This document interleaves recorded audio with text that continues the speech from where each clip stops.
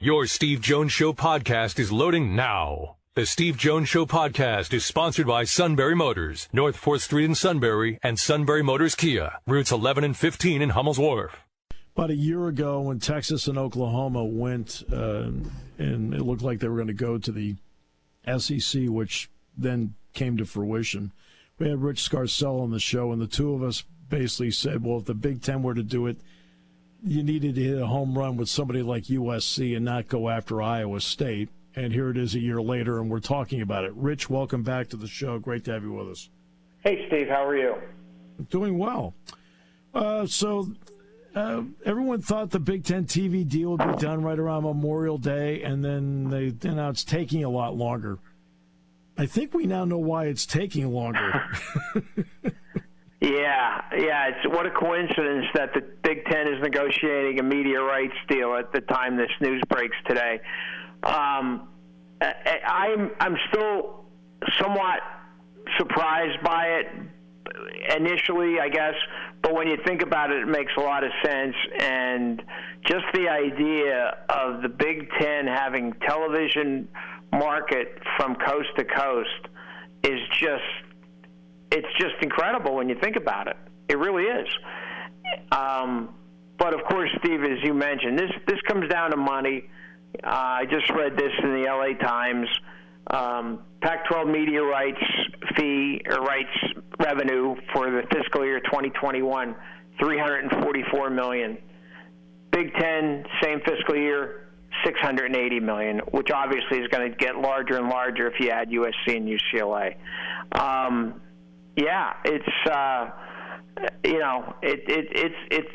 It would be quite a I don't want to say a coup necessarily, but quite an accomplishment for the Big Ten to do this. And now you're getting closer and closer to have maybe two super conferences, not four as was once thought, with the Big Ten and the SEC. So I think there are a lot of moving parts. There are going to be a lot of moving parts over the next 2 to 5 years. It's interesting because when the Texas-Oklahoma situation came up a year ago, a lot of individuals pointed at ESPN and felt like they played a role in helping to make that happen. Fox, of course, has 61% of the Big Ten network. They are definitely getting half of the upcoming TV contract because they're at the negotiating table. And Fox is located in Los Angeles. Yep. Not a coincidence. That's my question. Rich, what about the coincidence? No, that's not a coincidence. The Fox is all over California. My son lives out there, and it's a big Fox. Fox Sports and California are very synonymous with a lot of regional networks and so on with professional teams. So I don't think that's a coincidence at all. I just wonder, Steve, what's the next, if this happens, and it will, what's next? Does the Big Ten go after Oregon or Washington or Stanford and Cal? Do they get to 20, 24? That's going to be very, very interesting to watch. All right, so let's have a little fun with point counterpoint for a moment. Mm-hmm. Just a little fun here. With each one you bring in, that's a quote, another mouth to feed at the table financially, right? Yes. So USC and UCLA bring value, so everybody's slice of the pie is going to get, there may be more slices, but everybody's slice is going to be bigger. I think that's fair to say. Yes. The question is, if you go to 20, do the other four bring that kind of value where the slices of pie get bigger, or are you not getting as much because there's a limit? No, the only one, if you add two Bay Area schools, I think it does add something because you have Northern California. However, it's not as big as USC and UCLA. No way. It's not. It can't be. But I just wonder, where does this lead? Where is this eventually going to? And I really do think you're going to have two super conferences, like a lot of people. I'm not the only one. I mean, a lot of people. And who does the Big Ten gobble up, and who does the SEC gobble up? And will there be, like soccer in Europe, will there be a Premier League and a second tier, Premier Leagues and second tier? I can see that. I mean, I think that's sort of where we're heading right now. Yeah. Gee, I'd hate to see, Rutgers relegated. I mean, no, I'm just kidding. No, I don't mean, no. Well, Rutgers right now is they're popping champagne corks in Piscataway or New Brunswick, wherever campus they're on. I mean, really, that they made this move. That, I mean, they're only fears, gosh, I hope the Big Ten doesn't kick us out or something. But really, I think they're celebrating this. Well, they have to, because I made the point on the show around Memorial Day. Uh-huh. I said, you do realize that when the new TV deal is done, this is before we knew any of this, obviously. I said that Rutgers will be getting probably 2 to 2.5 times more in TV revenue than USC. I made that statement then. Yeah. I mean, and that's. And no, I say that with all due respect to Rutgers, but USC is a mega brand, and it does also would give the Big Ten the 1, 2, 3, and 4 markets in the country in New York, Chicago, LA, and Philly. Yeah. What about the management of this, Rich? It's one thing to sit there and look at the NFL is 32, NHL 32, NBA 30. Major League Baseball 30, but all they do is concentrate on one sport. This is right now 16, and say it went wild and went to 20. Yeah. How do you manage that? Because you're talking 25 to 28 sports. I think they'll be creating more office space in suburban Chicago. Yeah, that's a really good question. And the travel expenses, and somebody mentioned this to me a little bit ago. Penn State women's soccer road game at UCLA.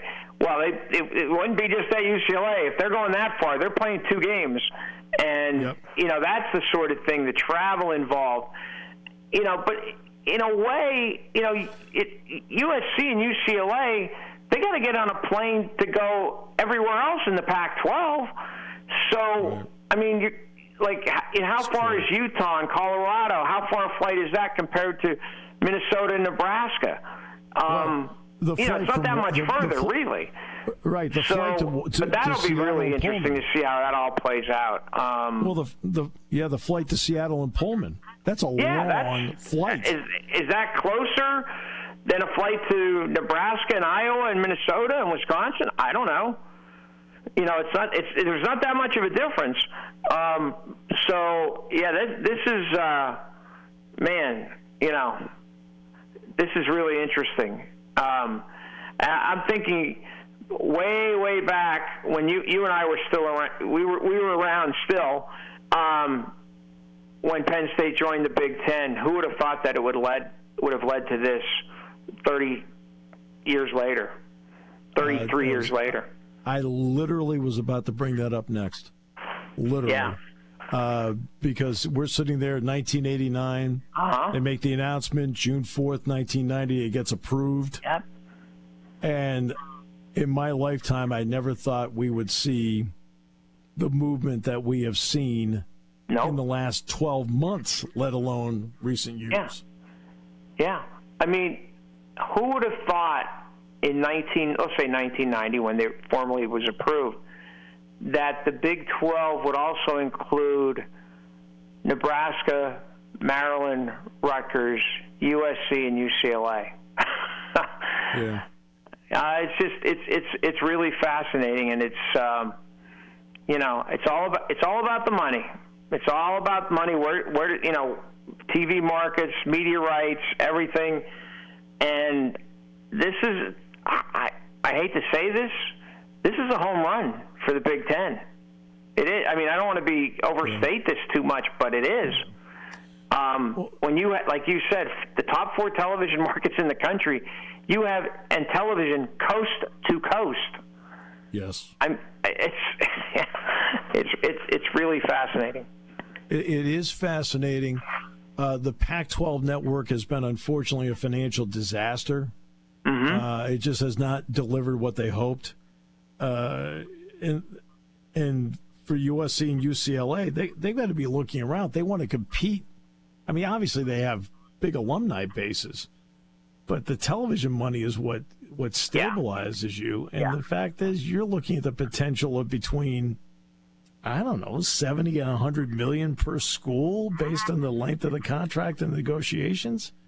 I mean, that's a whole new ball game for both of them, as well as a whole new ball game for the people here. Yeah. I mean, they're sharing $344 million in the 2021 fiscal year. Now among 12 teams, I guess it's their equal shares. I don't know that for a fact. But then you go to the Big Ten, 16 teams, and you're talking, this is going to be well over $1 billion. Yes. I mean, it's money I can't even fathom. All right, so let's take this one step further. Say, for example, this happens, which it looks like it's going to, and it stays just at that, and there's no other movement beyond 16 for either the SEC or for the Big Ten. All right, so let's just play that game for them. Let's just go with the known entities. Okay. Right, we've talked about the Big 12, which, despite adding 4, is now a shell of itself. What becomes of the Pac-12, in your opinion, if there are no other moves? It's a second tier. It'll be a second-tier league. I mean, if it's just the other 10 schools, I mean, not in every sport, obviously, but you're talking, I mean, football and basketball, I would dare to. Well, I mean, you have Arizona. I mean, I don't know. But in football, definitely a second tier. I know that includes Oregon. I mean, I got to think Oregon's been on the phone already today, or before today, trying to get Big Ten folks on the line. And then Steve, how about the ACC? And the ACC sitting there, and if I'm Clemson, I'm making a phone call to the SEC saying, hey, if they go super conference, what about us going to you? I mean, how about if the SEC adds Clemson and Miami? Right? Or Florida State. It's every man Florida State. I think it's every man for himself right now. Oh, it absolutely is. That's what my point is. Like, I can see who would be, the question is, who would the Big Ten be most interested in from the other teams and the other schools in the Pac-12? I got to think from football, you got to go Oregon. Yeah. I would say Stanford. Yeah. I would see they would be the next 2. And not only that, Stanford is easier because they're private. You don't have to deal. You don't have to deal with the state of California when it comes to making a move. Yeah. See, that's where the advantage USC has over UCLA. USC is a private school. Yeah. UCLA does have to deal with the California state system, maybe not as much as we think, but still, USC doesn't. And I think, and you mentioned Stanford. Stanford's in that same boat. They don't have to deal with it. Yeah. This will get. People have described NIL as the wild, wild west. I think expansion is going to be the wild, wild west here in the next 2 to 4 years. I mean, you're right. It is every man for himself, really. And then I mentioned this to somebody earlier before I got on with you, Steve. How would you like to be sitting in South Bend right now? Exactly.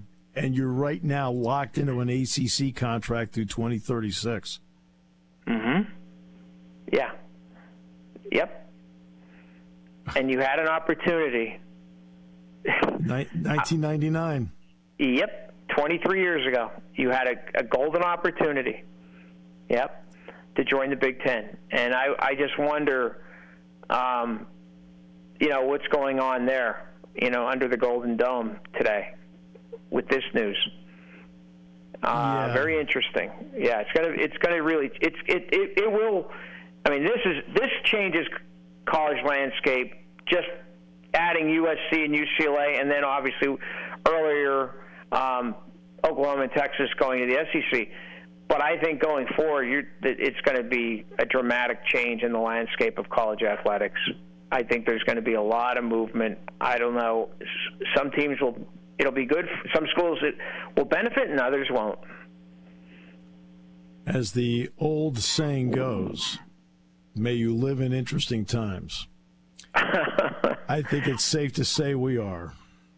We are. We are definitely living in interesting times. Yes. Rich, my friend, it is always a pleasure. I know we knew we could get a hold of you because the Yankees are rolling. So no, actually, you knew you could get a hold of me. I wanted to get up to Lift for Life today. It didn't work out for a couple of reasons, but yeah, I appreciate you reaching out to me today. I am available, especially when you guys call me. Well, believe me, you're the first person we thought of. You always give just great perspective. Thank you, my friend, so much. Appreciate your time very much today. Thanks, Steve. See you soon. Bye now.